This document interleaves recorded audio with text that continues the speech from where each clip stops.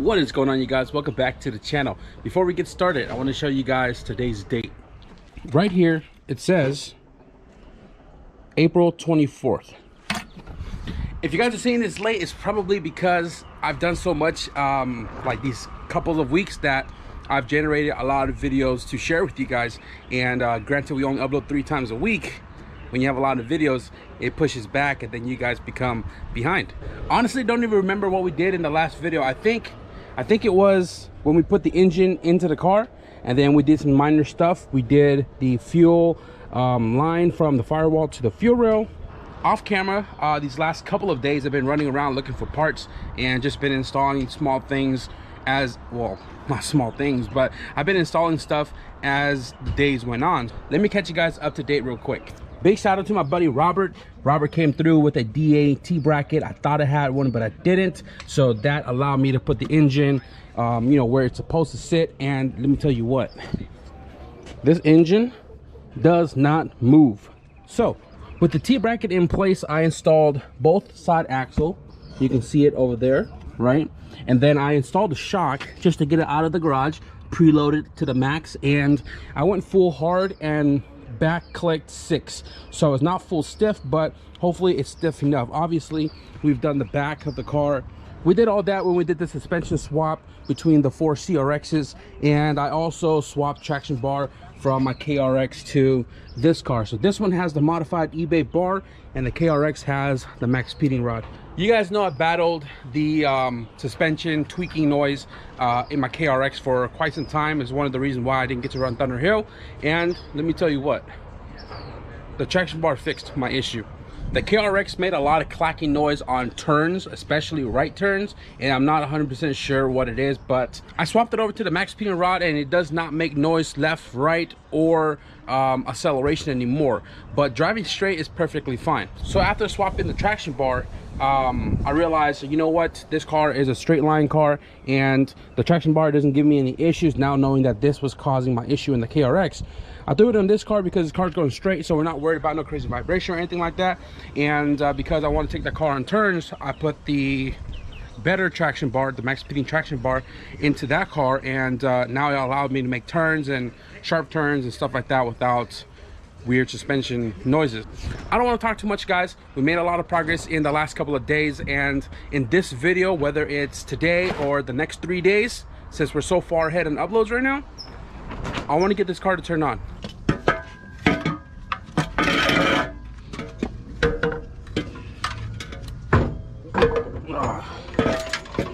You're not supposed to be in the front. You're supposed to be hiding back here. What are you doing?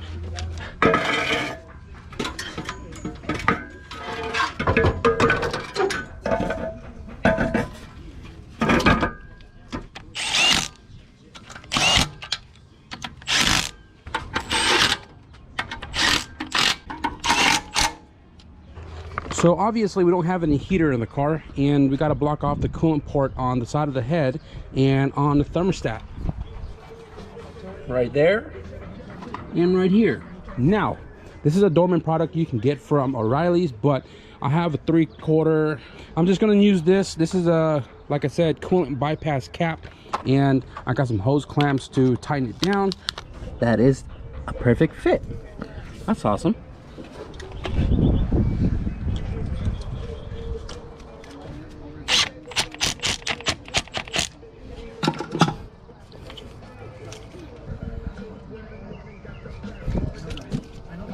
Maybe it is 3/4 of an inch.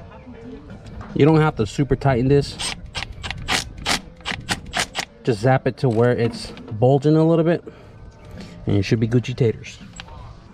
Weird, I didn't even list it on here, but we got to do the throttle cable and a clutch cable. Now we are using a B17 YS1 cable transmission, so we are retaining cable for right now, and I do have a spare transmission in the storage that if I could put it together, it will have a GSR Hydro, which is better gearing for boost, but if I can't put it together, that's what's going to be in the car.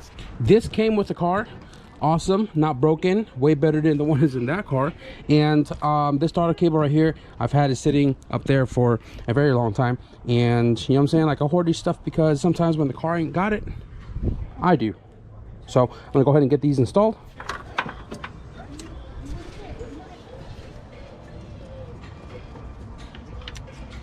You probably can't tell, but EF owners, y'all know, on top of the clutch pedal, there's a hook up there that you gotta hook up the clutch cable to.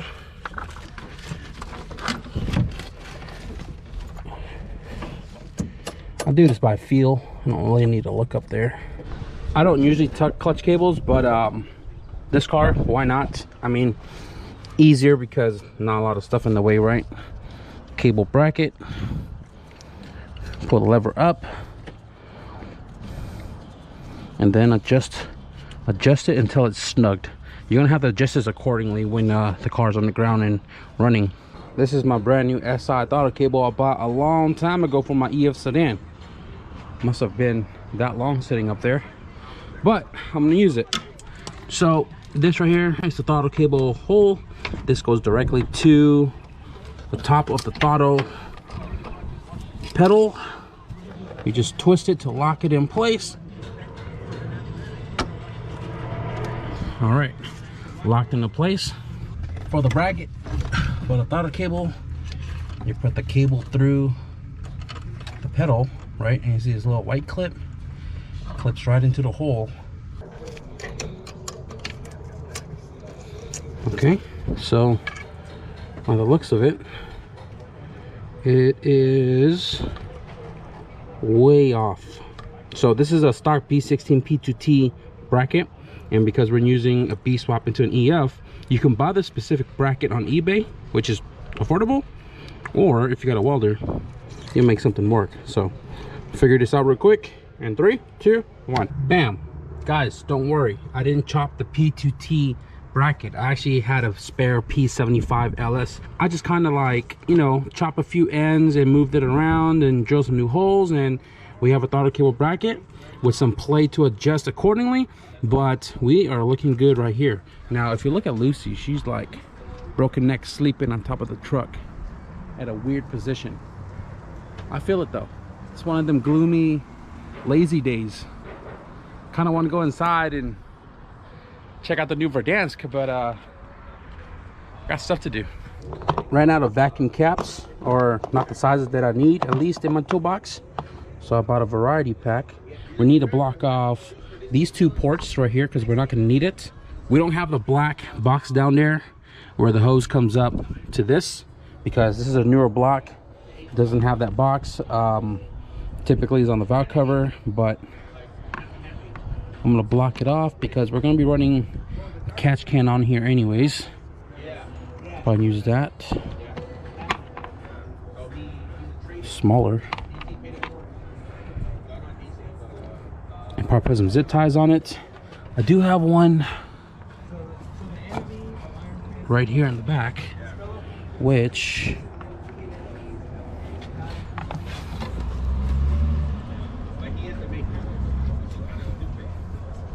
yes sir, yes sir. Now I didn't even mention, I took the B16 OBD0 distributor off the B16 that came out of this car, and I mean the B16 that came out of somewhere, not this car. The B16 is in this car still. But yeah, OBD0 B16 distributor. Shout out Bernie, he gave this to me a long time ago because his EK was OBD2, and we're gonna turn this car on OBD0 first, just to make sure everything's good and dandy, since I don't have an OBD1 distributor yet. Anybody got a VTEC distributor, OEM, let me know. Also down here you can see it's zip tied. Looks freaking awesome because you can't really see it, and not a lot of bunch of like random wires kicking around. So I got one right here which goes to the starter, because the way they wired up this car is on the push start. I'm gonna leave it the same, and then the other black wire right there also down here goes up to VTEC solenoid. Now when I do turn this car on as OBD0, it's gonna throw some check engine lights, because those wires are actually coming from the jumper harness and not the stock ECU harness itself. You can see it right here. So I could turn this on with an LS ECU, which I have OBD0, just to make sure we don't have a ton of check engine lights.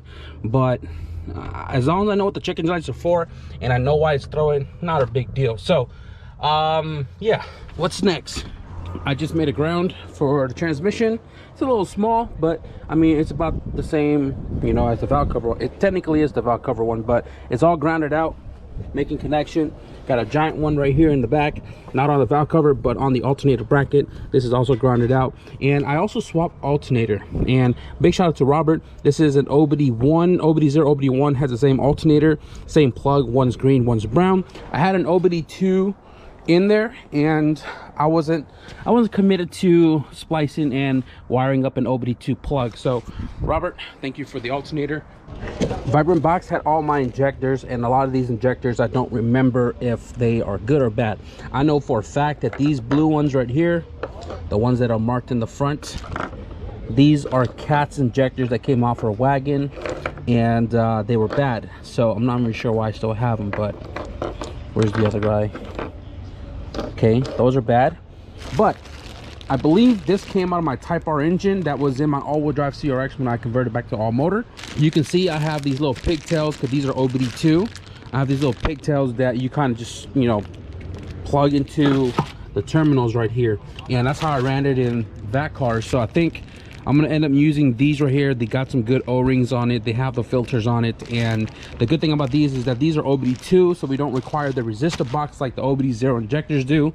And I actually have the block off plug just chilling right here. You can see how it's all wired together. That eliminates the I got two of them in here. That's cool, that's good to know. But yeah, this is gonna plug up to the resistor plug on the driver's side tower. Let me show you guys. So obviously this is tucked up right here. It is plugged in right there as well too, and then this just goes in place of the resistor box like that. Tuck it up, and that'll be that.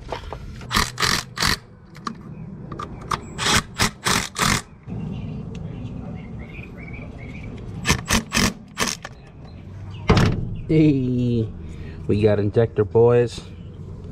We got injectors. So guys, this is a temporary solution, and we're not going to be driving like this. We're not going to be leaving it like this on the car until we figure out what injectors we're throwing in here. So this will work for now, for idling and so on and so forth. So injectors, mark that off my list. Injectors. Okay, so it's fluid and battery, and then the ECU inside the car. Maybe it won't be 2 or 3 days or 5 days. Maybe we'll turn it on right now. Maybe. But first, valve cover grommets.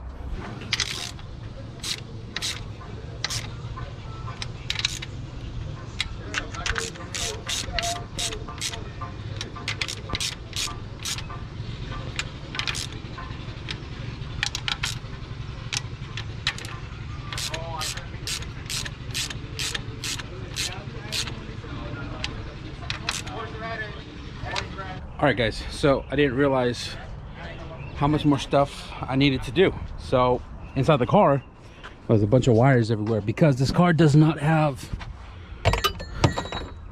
a key cylinder because it's a race car. I had to figure out all the wiring for the starter and ignition switch and all that stuff.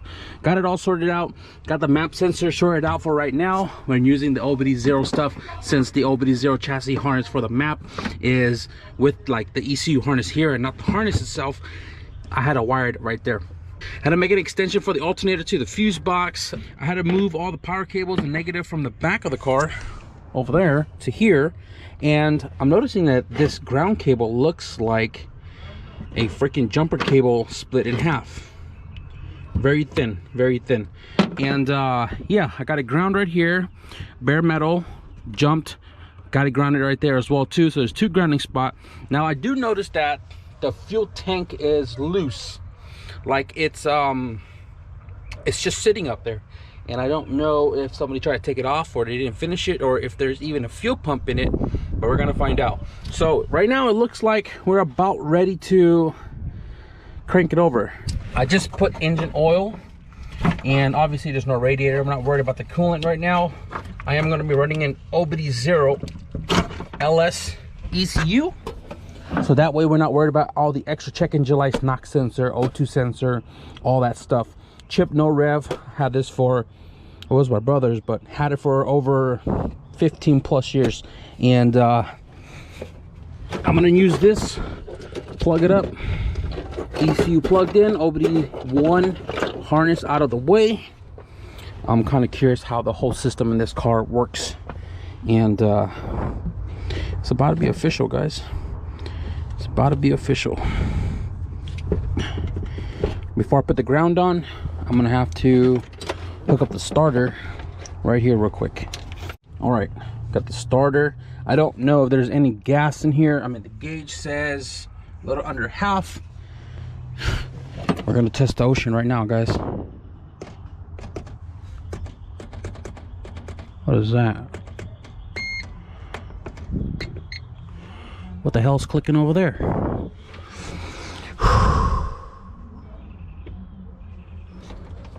This should power the car. What the heck is that? Now, I don't have an O2 sensor, obviously, but what is this? Buddy,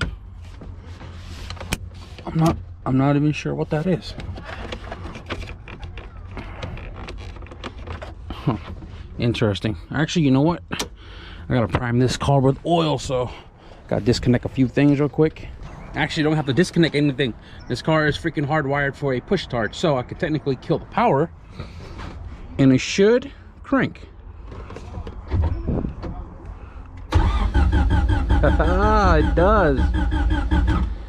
That's freaking awesome.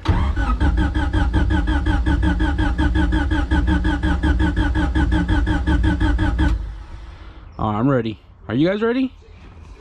Are you guys ready? I'm ready.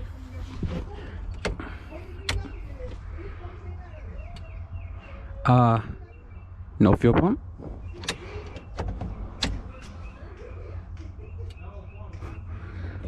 Let me check that one more time.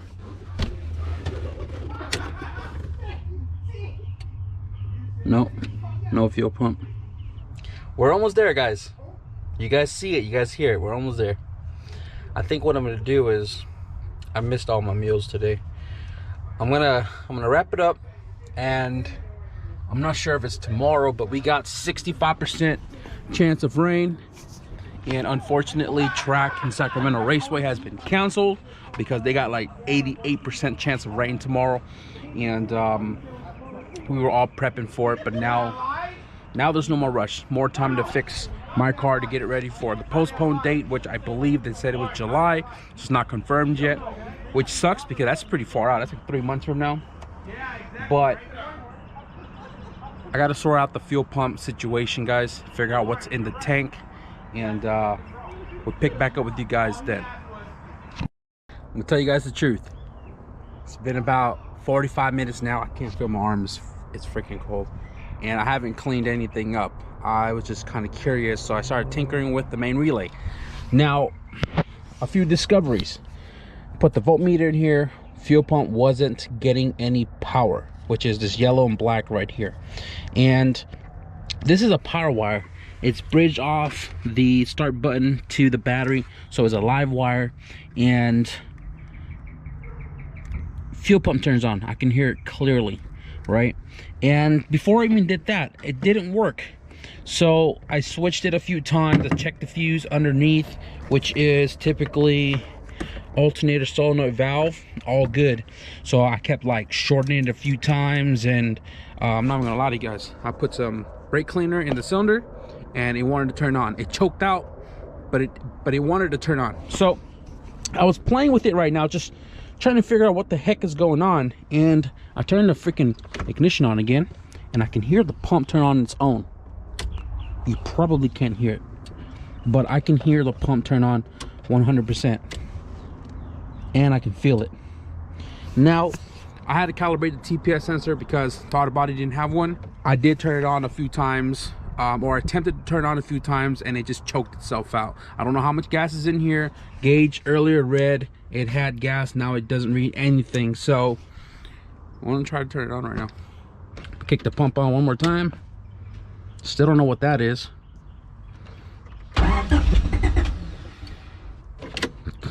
Come on, come on. Fuel pump. Fuel pump's working. I can hear it. I don't know. Tell you guys the truth. It smells like E85. It does kind of smell like E85. We do have a little leak. I can't tell. It smells. I don't know. I don't know what gas is in here.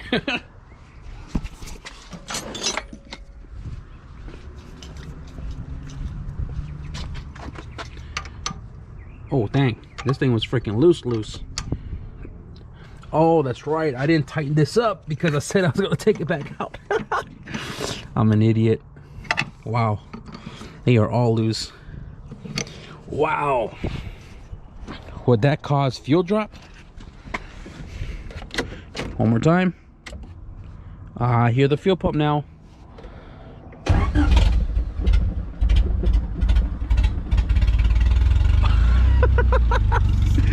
Yo, this shit just turned on. It sounds freaking awesome. It idles really low. RPM doesn't even work. It freaking turned on. I almost gave up for today. Oh, and the lights work. That's my wire tuck right there, boy. Oh, wake up.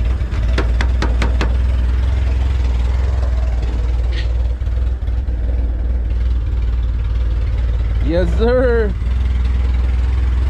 Guys, listen to the car. It is on. The Flip RX is on. All the taillights, they work. Looks funny, but it works. It's idling super low. I don't know where it's idling at, but it ain't loud. I am super pumped, boy. Wow, the whole engine itself is really quiet.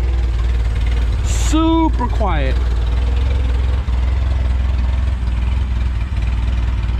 Now I'm gonna wrap it up. I know. I can't get over the fact of how quiet the engine is. There's no crazy ticking, no nothing whatsoever. This is awesome. All right, guys, day 3. You guys see the big cheese on my face is because we got the car to finally turn on. I think that's all I wanted to show you guys in this video, is to get the car to turn on, and we did just that. So I am going to end the video right here. I'm actually going to be doing a couple things off camera. I'm going to take some time off because you guys probably seen the dates that you guys are pretty far behind, and if I keep showing you guys all the small things, you guys are going to get pushed further and further and further behind. So I want to get this thing all buttoned up, ready for the next phase. So be sure to hit the subscribe button if you guys want to see what we're going to be doing with this car. I mean, a lot of you guys probably already know, but you know what I'm saying? If you guys enjoyed this video, be sure to hit the like button. But with that being said, I'm gonna get down to work. Thank you guys for watching, and I'll see you guys in the next video. Peace.